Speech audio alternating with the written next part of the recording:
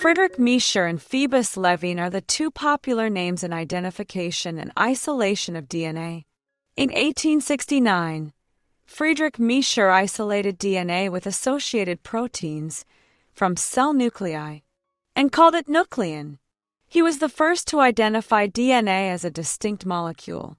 While researching on the composition of lymphoid cells, white blood cells, from the pus of the bandages from a local hospital, he used salt solution for washing of the pus from the bandages.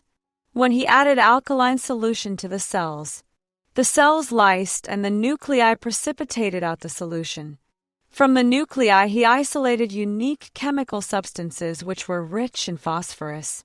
He called these substances nuclein, and proposed that nuclein are the storehouse of cellular phosphorus. Pheobus Levene was the pioneer in study of nucleic acids. He identified the components of nucleic acids, coined the name nucleotide, and described the nucleotides into three units: phosphate, deoxyribose sugar, and nitrogenous base, and how they combine in chains. He isolated ribose sugar in 1909 and discovered deoxyribose sugar in 1929, the component of DNA.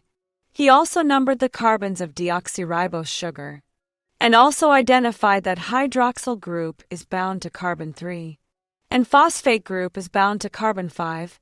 He also described the four nucleotides with its distinctive nitrogenous group: cytosine, adenine, thymine, and guanine. Pheobus Levene also figured out that nucleotides are linked with phosphodiester group.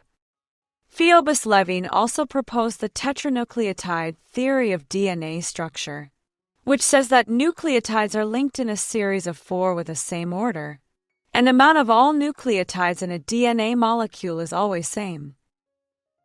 DNA was discovered as a major chemical of a nucleus at about the same time Mendel and Darwin published their work. However, during the early 1900s, proteins were considered better candidates as molecules able to transmit large amounts of hereditary information from generation to generation.